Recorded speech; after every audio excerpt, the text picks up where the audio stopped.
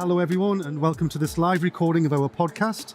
It's great to have you here with us at Digifest 2026, and in this session we're going to take a focused look at leading through complexity using practical digital tools to strengthen college resilience and everyday decision making. We're joined by two fantastic guests who bring real-world experience of using the digital elevation tool. So please join me in welcoming Andrew Dewhurst and Jack Leng. Hi everyone. So, we've got a handful of questions. I'm going to start with Andrew first, if you don't mind. If you wouldn't mind introducing yourself and tell us a little bit about what role you have within digital transformation at your college and what tools you're using as well. Yeah, thanks Andrew. And good afternoon everybody. My name is Andrew Dewhurst. I'm Vice Principal at East Lancashire Learning Group in the northwest of England. And East Lancashire Learning Group is made up of Nelson & Cone College, Accrington and Rosendale College, and Lancashire Adult Learning. We're an Ofsted outstanding college across the group and have been for 20 consecutive years. And you'll all know the work and persistence and dedication that goes into achieving that. In terms of my role, I'm Vice Principal responsible for our partnerships and engagements, and more pertinent to today, I'm Chief Information Officer responsible for our digital strategy and IT network services and digital across the organisation. So your role in general digital transformation, what Jisc tools have you used to support that role? Yeah, absolutely. So just thinking about my role, and when Andrew let us know about the questions for today's session, I thought I'd try and jot down what my role is, and I've got a few one-word answers for you. They're all repeatable. So I'm a champion for digital innovation and transformation. I'm an advocate for it. I'm a trailblazer, and I've got the arrows in my back to prove it. I'm an enabler of digital transformation. I'm a politician advocating digital transformation. I'm a bank in that I'm a budget holder and I'm able to invest on behalf of the organisation in digital transformation initiatives. And I'm also a policeman because I have to police our digital investments, our cybersecurity, our infrastructure to make sure it's safe for our staff and our learners. So that's my role in terms of digital transformation. In terms of SLT responsibility, I report directly to the Principal and CEO. I'm chair of our digital strategy group, but crucially, and I think we'll talk about this more, I don't lead any of the digital strategy areas. Those are all led by my senior leadership team colleagues, and I'd put that as one of my three biggest achievements in the last 5 years at the college group, in that the CIO is not needed to drive our digital strategy in our organisation. It's entirely owned by our senior leadership team. And to answer your original question, I think, two really key tools that we've used along the journey over the last 2 or 3 years are the Jisc digital innovation tool and the digital maturity tool, which I'll hopefully get the chance to talk about a little bit more. Yeah, lovely, thank you. And Jack, if you could introduce yourself and your role in digital transformation. Hiya. So Jack Leng, Head of Digital Transformation and Innovation. It's a long, pretentious title. I love it. Brand new role for the college about 2.5, nearly 3 years ago. Started off with a team of myself and 2 others, and we've now populated like sea monkeys, and there's about 12 of us now. So main principle was the college was very much antiquated in a lot of its processes. Digital infrastructure really wasn't where we wanted it to be. The birth of AI scared everyone to the core, and it was about capitalizing on that movement and really looking to spearhead a digital strategy that's underpinned by what I believed at the time was 4 very important strategies that go alongside it. Digital teaching and learning, developing pedagogy, skill sets and confidences of all teachers across the college, digital automation and innovation. The mantra of my team is save time, reduce workload. So it really was about understanding back-end processes, how we can use Power Automate to make things quicker, get systems talking to each other, all that jazz. Digital marketing, we just rolled out a college app. But again, like sometimes it happens, a wonderful company comes and shows execs something at AOC. They come along and they say, we want this, but then there's no clear driver. So we had the app on when I arrived, and I wanted to make sure there was a 3-year plan with the digital marketing strategy and digital infrastructure. Because of course, if the underpinning tech isn't there and isn't robust enough and solid enough, it's really going to be detrimental to the growth and innovation of the college. The main tools, I'm not going to lie, I was really stubborn in the first year. Andrew kept saying to me, you know, we're Jisc and we're here. And I was like, yeah, I know, I'm building a team, leave me alone. But the thing is, I wanted to make sure that the elevation tool surprised me. I didn't want to do it in the first year because it would weigh the pig. It would tell me something I already knew. The college was using a lot of paper. There wasn't a lot of tech. No one knew how to do things. I wanted to wait 1 year of where my team were overseeing my strategy and then go, okay, let's see where we're at. And the elevation tool really did surprise me. So it was last July where we rolled it out and we got a load of stakeholders involved, and it really excited the work we've done this year. It really inspired a lot of action. The discovery tool we've been using for both staff and learners to link in with appraisals, and for learners to oversee the direction for their personal development program with our digital skills packages as well. That was it. Lovely, thank you. That's me. That's great. Thanks, Jack. And Andrew, you one of the very earliest users of the digital elevation tool, going back many years as well. How have you used it, and what have you gained from using it? Yeah, we started out, I think we were an early adopter, weren't we? Yeah. Probably 3 or 4 years ago now. Yeah. And the elevation tool, when you're in the throes, as we were 3 or 4 years ago, of a new college group with a new principal, a new 5-year strategy being developed, we needed to bench test and make sure we had the best practice approach for our digital strategy for the next 5 years as part of our business strategy.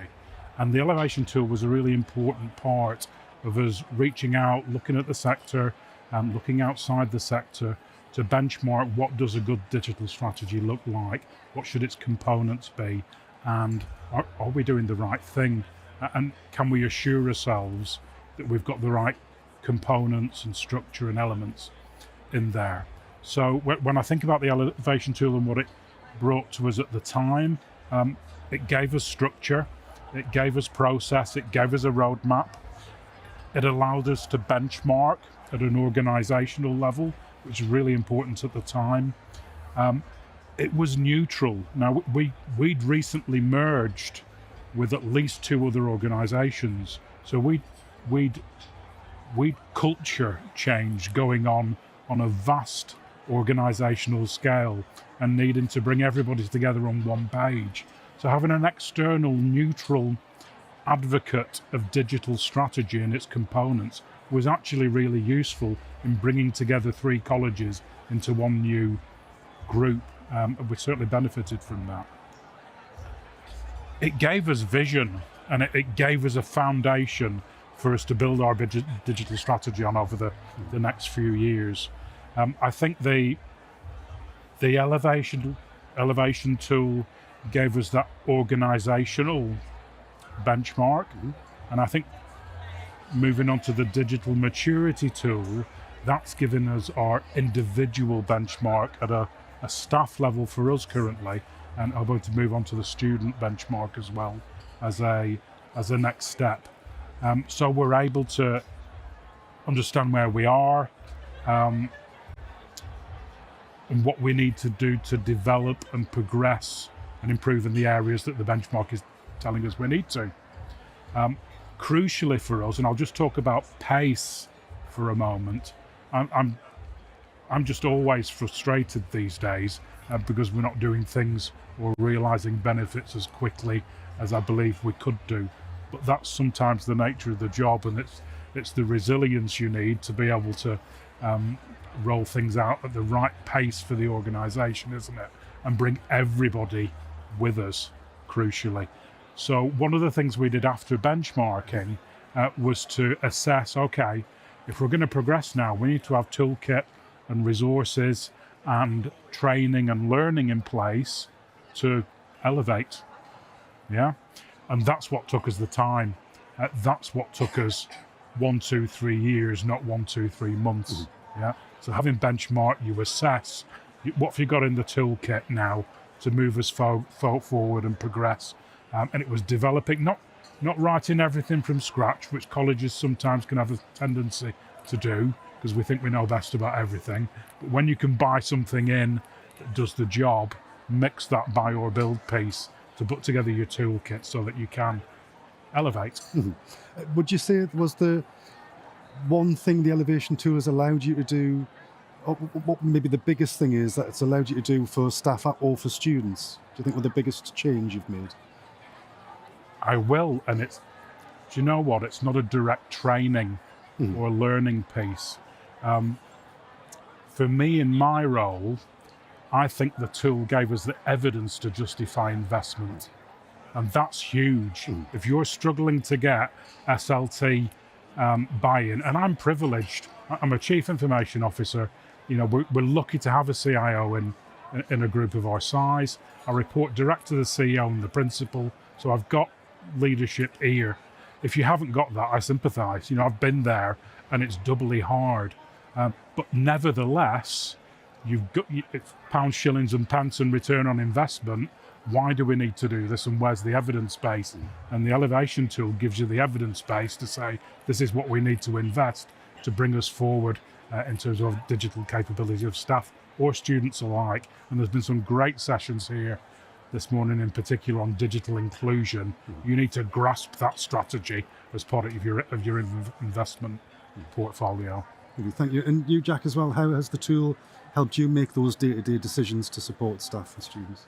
I'm not part of exec, although my ego does kind of make me feel like I want to be, and I should be. No, what I quite like about the luxury of a position of being a head of department is you do have some clout.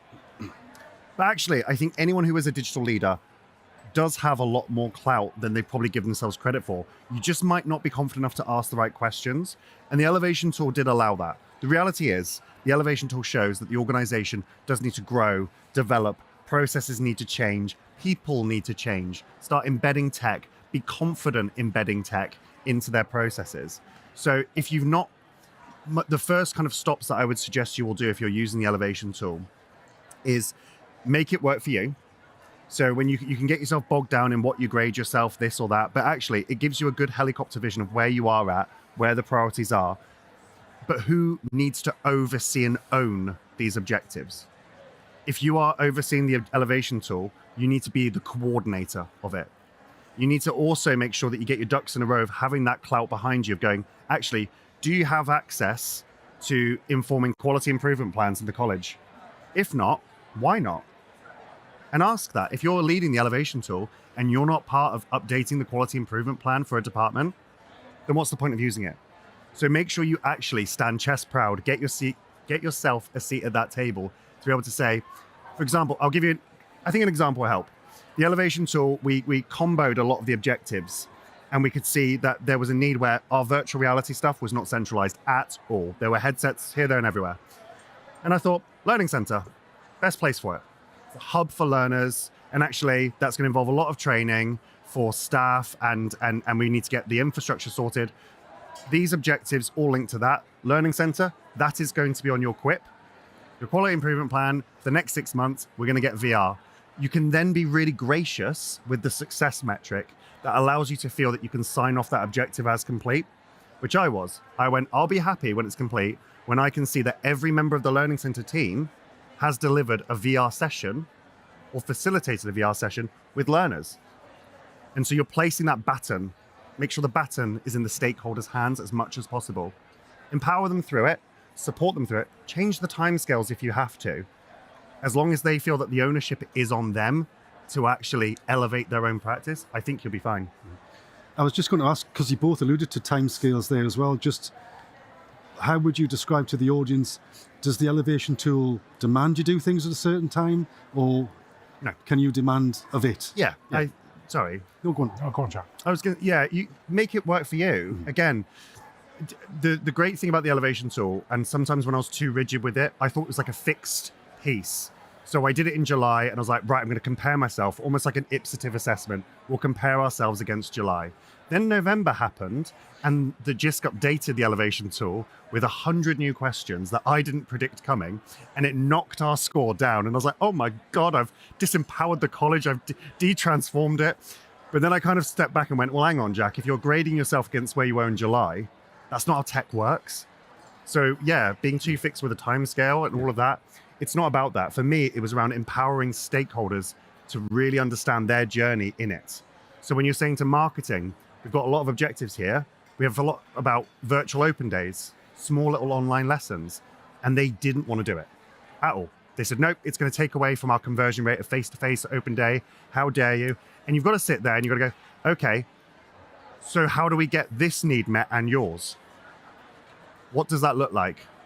And you've got to be a bit more forensic, and again, chest proud. And what I said was, I'm happy to sign this off if we have a pilot with 14 to 16 home educated learners where actually turning up to an open day is a huge ask. Surely, as an inclusive college, we want to make sure we're promoting better access to those learners. So what virtual experience can we give them that hits your high expectations as a marketing team? And they were like, great, we're happy with that. So again, the judgments may seem fixed, but every college is different. So it's what success looks like for you to sign off that objective, if you're coordinating it, is really important. Absolutely, thank you. Yeah, what about you, Andrew? I remember in the early days, you did what I thought was really interesting of putting a big pause on your use of the tool and going right through it and then stopping and then thinking about what it means in the real world. Would that be right? Yeah, I think advice-wise, I'd say, first of all, don't be intimidated by the tool because it's a bit of a beast.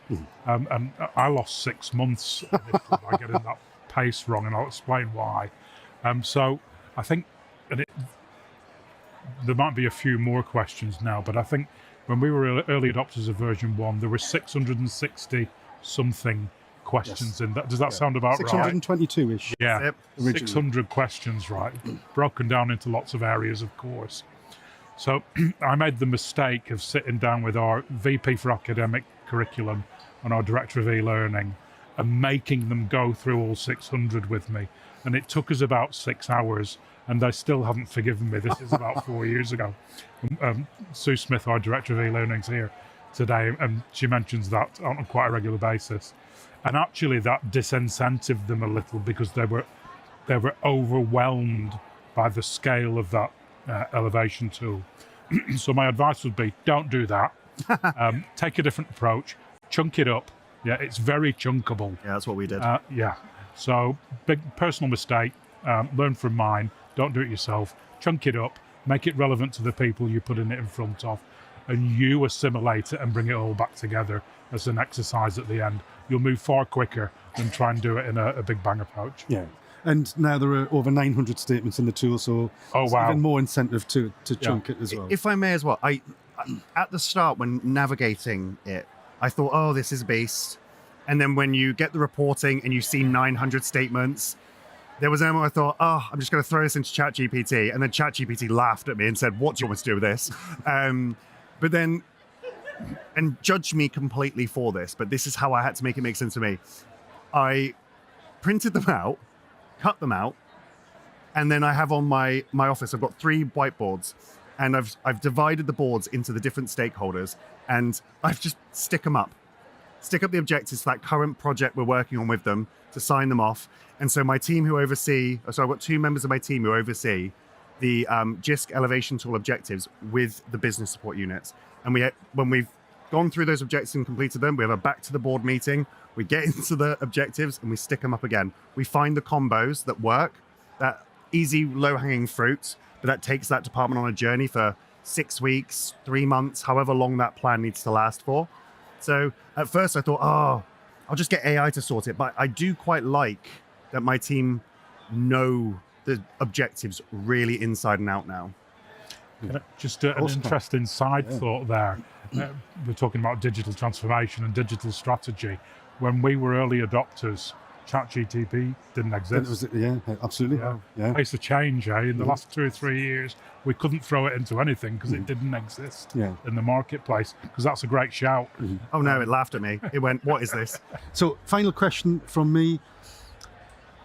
speaking to an audience who might not have experience of the tool, might be starting their digital transformation journey, what would your advice be? And I know we've kind of trespassed a little bit onto this, but what would you say? I waited a year because I needed my team to be nested with stakeholders in business support units to know that that relationship was really bedded in. My team are there to help support you, train you, coordinate it, so it's embedded in their practice. I was really, really clear with my team. I don't want us bringing in any AIs or systems that stays on our shoulders for too long. It's around innovating, giving it to them, training them, then backing away and going, you got this, you know it, you're fine, good, it's still working, great, next thing. So we did that for a year because we had a lot of digital apathy and a digital dependency in our college where they just didn't want to touch it. So if you don't have that time to spare, pilot it, identify initially which are your really good areas that you think they'll take this on quite well. Marketing might be a good one, for example. There's loads you can dig into. The Learning Centre, I took over our Learning Centre. It was no learners were using it. It needed a bit of razzmatazz. That's another one that you're going to get easy buy-in. Maybe not from the team initially, but definitely from exec. You go, we're going to do this with it. It's going to be like this. That's the journey. So if you can't bring it out on scale, we've seen a really quick turnaround with the amount of we've completed in half an academic year. But we had that infrastructure in place. We had that relationship with stakeholders. If you don't have that yet and you want to try it, pilot it. I would 100% agree with that. Think about my time working in a college too, where you don't get the buy-in from those above. Let's just try it where I am, where I have the authority, and then we can try and show that great work and roll it out. Oh, sorry. The other thing though, sorry. The worry I would have though, if you're worried about exec buy-in, you will have a finite shelf life of being able to show them the Jisc objective and go, we've signed off 20 objectives. I don't like that. It won't work for too long. So if you're going to complete them, make sure their success metric meets the currency of what your exec need. Be really clear with it. How has it shown that learning has changed? Staff opinion has changed. How you capture that before you complete it, that is bankable for exec. So even if you pilot it and you go, I only want to complete 20 objectives, but I really want to show that journey. Because if you just go up and go, we've gone from here to here, it's not enough. Really make it ambitious with your target setting. Lovely, thank you. Sorry, Andrew. No, not at all. And Andrew, what advice would you give? So, first of all, I'd say, and echoing a point I made earlier, we've a great asset here for evidencing investment in digital strategy and digital transformation, and use it as much as you can for that. I spent 30 years in the commercial sector before joining the FE sector 6 years ago, and I'm continually surprised and inspired on a daily basis by how we do what we do with the resources we've got. It's tough, right? You know, money's scarce in the sector. We have to fight for every penny. So we need all the help we can get. And this is a tremendous asset for every one of us. No matter how experienced you are, you've got Jisc in a box here, and you've got a digital strategy expert in a box, and you've got a CIO in a box. And you might not be able to actually afford one of those on a day-to-day basis. So it's a huge asset used right. Like you say, my biggest advice would be use it as an investment tool in the first place, get the pace of it right and chunk it up so that you don't overwhelm the organization. And as Jack said, thinking about impact right from the beginning so that you get your success metrics right, because we're coming back for more, right? This is a continuous improvement journey. You don't just do this and it's fixed. Yep. We're doing this forever. So get your success metrics right so that when we want our next strategy cycle with more investment, we're in a good place to get that. Lovely, thank you so much. I'd just like to say a big thank you to Jack and to Andrew for their time today and their insights, and thank you for coming along and listening. Thank you. Thank you so much, everyone.